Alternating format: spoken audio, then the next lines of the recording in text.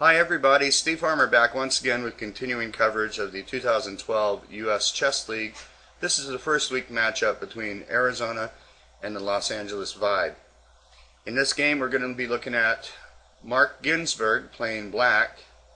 Mark is rated 2400 and he has been playing for several years in the Chess League. He is 53 years old. And since he's 53 years old, I thought I'd like to share this older photo, circa the 1970s, with you. I'm glad I don't have any photos of myself from that time. Okay, his opponent is Konstantin Kavutskiy, a solid player, young player. He's 20 years old, and he's rated 2371, playing for the LA Vibe. Alright, well, let's get on with the game. Oh, some quick news. I found out that ICC will be carrying all the games now. There were quite a few complaints about it not being on ICC, so my voice was one among many. The game starts out with d4, knight f6, knight f3, e6, c4, b6, Queen's Indian defense. I have dallied with this a bit. I'm not real familiar with all the technical lines in it and the theory, so I'm going to go through the opening rather rapidly here and just highlight on things that I do know. Alright, so both players fianchetto, bishop to e7, castles. By the way, I do want to step back here. There is a line where you can play bishop to a6, and this is the only reason that I dabbled with the Queen's Indian defense. When white goes to fianchetto, it makes it very difficult to defend that c-pawn, so black plays bishop to a6. But Mark plays a more classical approach here. Both players castle, knight c3, knight e4, bishop to d2, and he takes the bishop, queen takes d6, and now Konstantin plays e3. There are a ton of choices here, and this is a novelty, I guess, but it seems perfectly logical. So I don't know if you can call a logical move a novelty. Alright, Mark continues with knight to d7, and knight to e1, queen to c8, protecting the bishop. Konstantin trades, and now knight to d3, c5, d5, bishop to f6. He's getting that bishop out to have some more freedom there. Knight f4, and he decides to trade. Bishop takes c3, queen takes c3, e5, and now knight to d3. It might have been wiser to drop the knight back to e2, because after e4, I started to like black's position here. The knight's going to come into e5, lock things up pretty tight. I think black is a tiny bit better here. He plays knight f4, and now Mark plays knight f6. I thought that knight to e5 just looked a lot sharper. It really locks down on the position. And this pawn on e4 really creates some difficulties for white. He can't easily get in f3. He's weak on the light squares around his king. This is a good position for black. But Mark played knight f6, and let's see what he's up to here. Now, Konstantin comes up with a very provocative and interesting move. He plays b4. I would have been a little bit more cowardly and probably played b3, just kept the positional play going. But this is really bringing things to a head with this move. So c takes b4, queen takes, and now queen to d7, king to g2, and rook a c8. So the question here is, which pawns are going to be weaker? Is white's c4 pawn going to be weaker, or is white going to be able to bully around black's d6 pawn or e4 pawn? That remains to be seen. Now, LA was penalized some time on boards 2 through 4 because of a last-minute lineup change. I think Kahachian and Tatev both are playing in, I think it's Istanbul, and they couldn't play for LA. Now, it's conceivable they could have played via the internet all the way from over there, but I mean, look at that time difference. Once you get acclimated to a far-off time zone, you don't want to get up in the middle of your night to play a game. So that's understandable. And then one of their backup players was sick, so they had to rush and find a lineup. And they found a decent lineup. It's just that I think that the last minute pulling together of everything just was not very cohesive for them, and they had an off night for this reason. Constantine mentions in his blog that the time factor never really entered into the problem. So I'm assuming that all the players were moving rather quickly, and that means to me that Mark was probably on his own here, because Mac Molnar was playing Matakosian on board 1, and they were probably going at a slower clip. At least it looked like they were going to a slower clip in my eye when I was watching that. Mac actually took quite a bit of time in that game. But we'll come to that after this video. So, in essence, the person who has a chance to get a winning position here, or fight for a win, I should say, is Mark. He's the first to get to that point out of all 4 boards. So, he has to press home here. And so does Constantine. I'm sure that he was worried about what was going on board 4 because he thought that Korba was going to be able to take on Matir. I never felt that Nicky ever had any advantage, but Constantine feels different. He thinks that Nicky did have an advantage. Alright, Rook AC1 was played in the game. Now Rook to C5, getting ready to double up. Knight to E2, and we double up with Rook FC8. H3, H5, Rook C3. Now Mark plays B5, and this is a crossroads here. I thought that since he said A by playing H5, that he should say B and play H4. And that does provide some interesting play. Let's just take a quick look at it. Now, White will probably play A4 here to prevent the move that Mark actually plays in the game. And then we go H takes G3, F G3, Queen C7, pressuring that C-pawn. He has to defend it.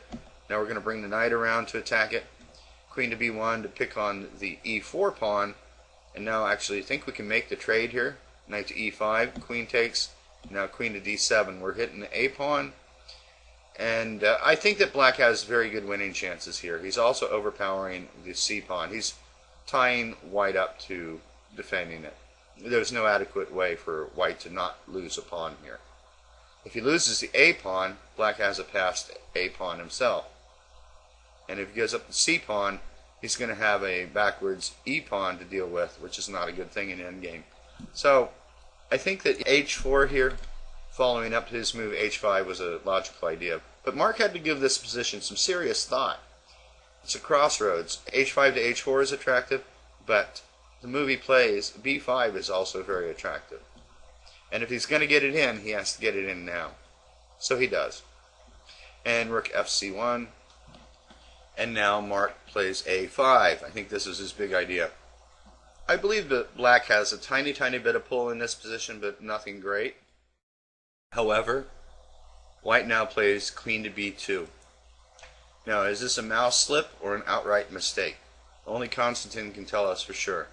In his blog, he makes no mention of a mouse slip, but he does make mention of making a mistake that cost a pawn. Let's go back a move and take a look at this situation here. Queen to B3 looks the most logical, but there's also the possibility of taking on A5, so that should be considered first. Checks, captures, and forced moves, right? Let's look at that. And then B takes C4, and I think Black is doing just fine here. The pawns look a little wickedly weak on E4 and C4, but he does have a passed C-pawn.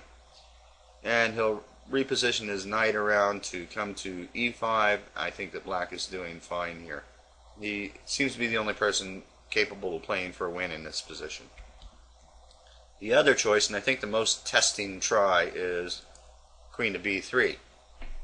Now if he takes here, we take, and Knight takes D5, and if he plays Rook takes E4, I think that Constantine was probably looking at this and going, oh, I can't go into this line, because this is the only one that maintains the material balance.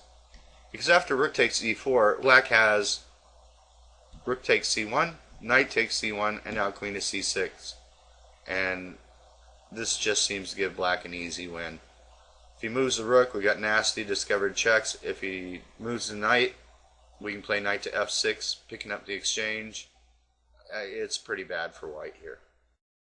Instead of Rook takes E4, White should try Rook takes C5, D takes C5, and Queen to C4. And White is a pawn down, but I think that he can hold the game. Black's C-pawn is a passed pawn, for sure, but it's isolated as well. And it looks like White can build up some kind of blockade on it. Difficult but doable for white. Let's go back to before he makes his move in the game. I think that the game on board 4 at this time was close to being drawn.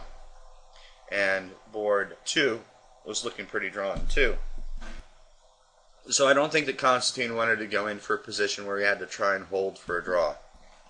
So to help his team out, he tried whatever he could to complicate things, and he played queen to b2. Mark just simply snaps up the pawn, and Mark is in the driver's seat. He can call on his years of experience to press matters to score the point. Knight f4, queen f5, h4. Yeah, white's back is up against the wall here. Knight takes d5, winning another pawn, and queen to e2, queen to e6, rook to b1, queen f6, and now queen to d2. Yeah, let's go back a move. To keep pressure on the c-pawn, I don't think that white really wants to give up the b file. If he plays rook b to c1, black's going to flick in rook to b8, and just some waiting move of king to g1, rook to b1. And the trade of the heavy pieces really helps out black's cause. So I don't think white wants to go down that road. So he plays queen to d2 instead, and here Mark plays rook to f5. Now I am going to applaud him for this move later on, but I thought that g5 was a better move. Let's take a quick look at that. I am always the kind of guy that wants to just smash open my enemy's pawn position in front of his king. That's my goal in life. That's how I roll. That's what I live for. So rook h1 to help combat the issues on the king side. Rook to b8, grab an open file. Rook to c2.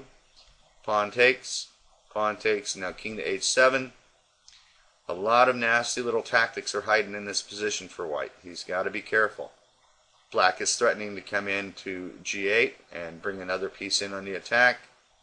So to prevent that, say if he plays rook to h3, we go rook to b2.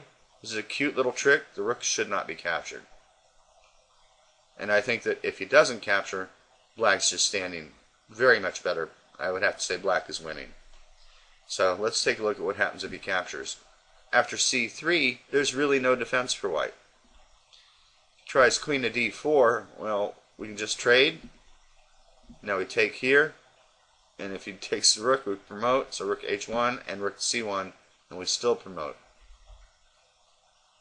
Yeah, unfortunate for white. And if he goes queen to c2, well, we take here, and that pawn's getting ready to promote. If he goes queen to b1, rook to c1, that pawn will still promote. So it gets pretty darn ugly from this position here if he plays rook to h3 to defend. And if he doesn't play rook to h3, black can consolidate with d5, rook on c5 to b5, and start having plans to infiltrate in that manner. Or attack on the king side. It depends on what white does. It's just not a pretty position for white. So I thought that g5 there was a cute little idea. Mark played rook to f5. And now I think that Constantine realized the writing was on the wall, and he tries to complicate as much as he can. He plays rook to b7. Now I think Mark could still play g5 here. But he plays d5, solidifying things in the center and holding on to his two advanced pawns. Rook to c2, c3. If you got a pass pawn, push it. And now I think the best defense here would be queen to d1. Constantine plays queen to d4, and that just struck me as rather odd that he realizes that his team is in a bad position and he places his queen where it can be traded. I didn't think that that was a good move. But it doesn't really matter at this point. It's probably really superior to queen to d1 in a sense that black still has a crushing position here, but giving up the queens just eases black's burden. So this is just a possible variation here of keeping the queens on the board. Now a4, and this puts up some fight for white, but black is obviously winning this. Back in the game, he played queen to d4, and of course Mark didn't wait too long to take it. And now he takes d4. And this is a cool place to pause the video and see if you can find... there's a lot of moves that really win the game, but there's one really good move that is going to at least win another pawn. So pause the video and see what you can come up with. When you're happy with what you come up with, hit play and we'll compare notes. Okay, well in the game Mark played rook to f3, and I thought this was a really cool move because it's really thinking outside the box. This is one of the most unique rook lifts that I've seen in a long time. Okay, so rook to b5 is now played by white. Let's see real quickly if there's any other way of managing this. I thought that maybe bringing the rooks back to the first and second rank, trying to defend, was the best, but black still gets in rook to d3 here and rook b to c1, and white is all timed down. Now true, black's not going to be able to grab that d pawn without letting go of the c pawn, but he'll simply improve his pawn position, his king position, and then he'll get ready to make the trades of the rooks. In the game he played rook to b5, aiming to pick up a pawn of his own, but Mark played rook to d3, and now it's a bad time for white to go pawn grabbing. So I don't know if Constantine had calculated this in advance or not, but he plays king to f1 with good reason. Let's take a look at what happens if he does capture. He can take on g5, he can take on a5, doesn't really matter. Rook to d2, rook to c1, c2. Now we're threatening rook to d1. So, for example, if rook takes a5, rook to d1 is just winning very easily. So rook to c5, rook takes c5, d takes c5, and now simply bring the king over, snap up that pawn, and white is dead. A very simple win. And you get to this position and you're having hopes that you're going to pick up a pawn when you're playing the white pieces here, and then you look at that and you go, man, that sucks. So Constantine played king to f1, the only logical move here, and that silly little rook lift ends up grabbing a pawn. Well, white gets one of them back, but black's a pawn is not very critical to the overall scheme of things here. Mark slides rook back to d3, king to e2, g6, rook to a7, d4, and this is the only position I saw of the game from the coverage on chess.com. Rook to e7, f5, pretty impressive group of pawns, isn't it? Rook to d7, rook to c4, rook to a7, rook to f3, threatens the fork with d3, so he drops the rook back, d3 anyway, king to f1, now e3, d2 was winning as well, just in case you're curious. But Mark wants to be cute here and plays e3. Mark isn't a chess artist, so he likes to find these nice looking combinations. Rook takes f2, king to g1, rook to b2. And Constantine resigned at this point. He didn't want to go on with maybe allowing Mark to get in his full beauty here. Just something creative like this. Let's just take a look. Something like that, you know. Yeah, but after rook to b2, the writing's not just only on the wall, it's on your forehead. It's, you know, it's like if you passed out at a frat party, you're gonna know. So this game brings the score to 1 win for Arizona and 2 draws, so it's 2-1. So this means that Matakosian on board 1 will have to win in order to draw the match. And I'll bring that video to you next, so folks, stay tuned. It's a very tough fight in that one. Until next time, good luck.